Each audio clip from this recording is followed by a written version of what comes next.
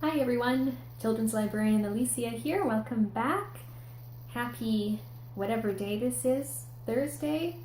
Um, Welcome to another video where I recommend children's books you can read online with your library card and suggest some fun activities you can do at home and tell some bad jokes. And just as a reminder, if you're not familiar with ebooks and how they work, or you're looking for other things to do with your kids while we're all in this crazy situation, you can visit our Schools Out Survival Guide at nwpl.ca/youth/schools-out. There's a link in the description there. And there you can find instructions on how to access all of the ebook services that I talk about in these videos, as well as some other links to activities and free stuff that's going on for kids right now. Our joke today goes like this. What travels around the world but stays in a corner? A stamp. So that one's a little bit more of a riddle. Go and ask it to a couple of people and see if it stumps them. So today I'm going to recommend some books about exploration and travel, because just because we're stuck inside doesn't mean we can't use our imaginations. All of our books today can be read on Tumble Books, which is great. There are no wait lists on Tumble Books, and a lot of the books you can read them and listen to them at the same time, which is wonderful. And the first one I'm going to recommend is called A Penguin Story by Antoinette Portis.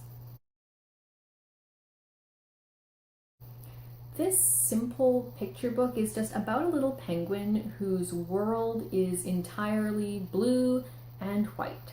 Blue ocean, blue sky, white snow, black and white penguins, so it's very monochrome. And she thinks there must be something else out there.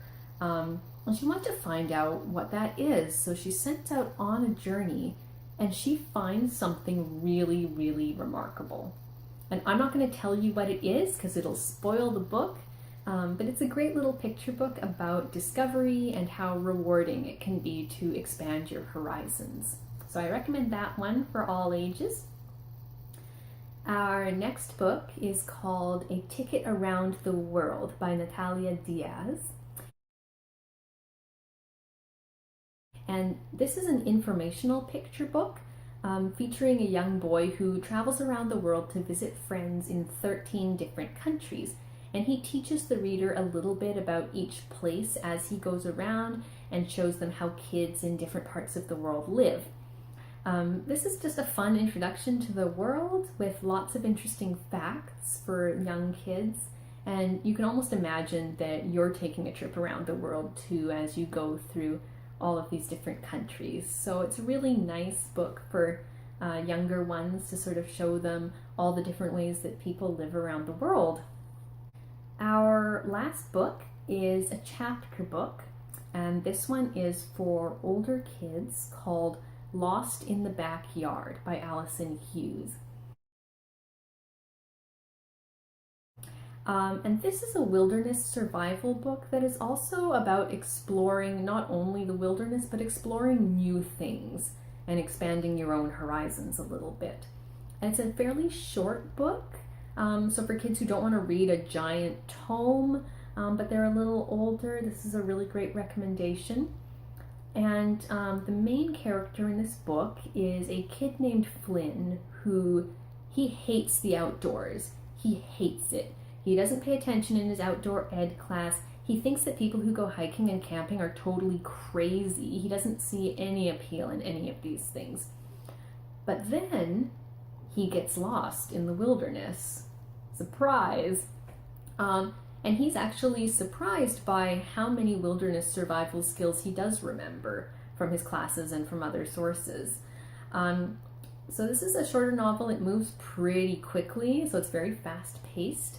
And the narrator, Flynn, he's kind of sarcastic and self-deprecating, so he writes with some humor, which makes it really fun to read, and it'll make you laugh and also root for him at the same time and kind of hope that he'll make it through his ordeal in one piece. So we can't travel ourselves right now, but with our activity today, you won't have to. So we are gonna pretend that we're at the beach. So grab a big container and fill it with homemade sand. Here's the recipe. So you can use that recipe to make something that is really close in texture and feel to sort of damp sand that you might find at a beach. It's perfect for making little sand castles. You can put it in little buckets and create little sculptures with it, just like with real sand at the beach. It's squishy and it's moldable. And so grab some of that, put on your swimsuits, get out a beach towel, play some ocean sounds, and lay back, relax, pretend you're at the beach, and you will almost believe that you're there. So I hope that gives you an idea for something to do next sunny day, and we'll see you tomorrow. Bye.